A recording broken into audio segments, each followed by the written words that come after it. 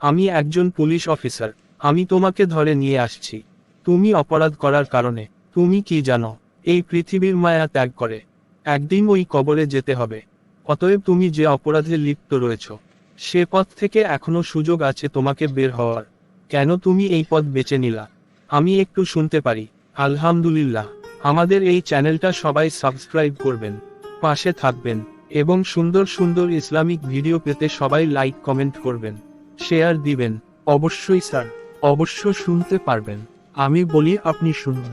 আমি আমার সাংসারিক ঝামেলার কারণে আমি ঋণগ্রস্ত হয়ে যাই। আর এ ঋণ একদিন আমার বিশাল আকারে ধারণ করে।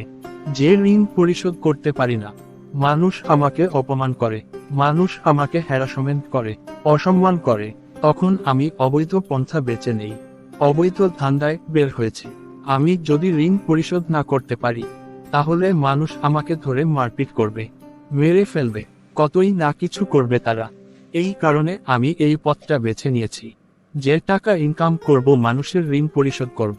তুমি কি জানো, এই পৃথিবীর সৃষ্টিকর্তা একজন? যদি জেনে থাকো, তাহলে আমি তোমাকে বলি, তোমার রিজিক তার হাতে।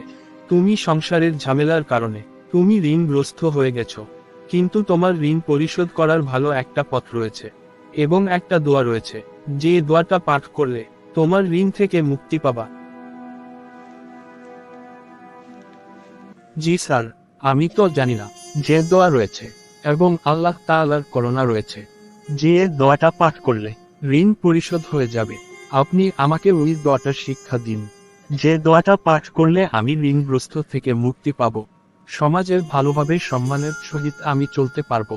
তুমি ভালোভাবে খেয়াল করবা, আমি যেই কথাগুলা বলবো, সর্বপ্রথম তুমি আল্লাহ তাআলাকে সেজদা করবা, 5 ওয়াক্ত নামাজ আদায় করবা, রোজা রাখবা, হালাল খাওয়ার ব্যবস্থা করবা, এবং সৎভাবে চলার ব্যবস্থা করবা। আমি তোমাকে দোয়াটা শিক্ষা দিচ্ছি। তুমি বলো, আল্লাহুম্মা কফিনা বিহালালিকা আনহারমিকা ও আগ্নিনা বিপাদলিকা আম শিওয়াক। এই দোয়াটা পরে তুমি আমল করো, আল্লাহ তাআলা তোমার ঋণ পরিশোধ করার ব্যবস্থা করে দিবেন। আমিন। আল্লাহ তাআলা আমাকে আমল করার তৌফিক দান করেন।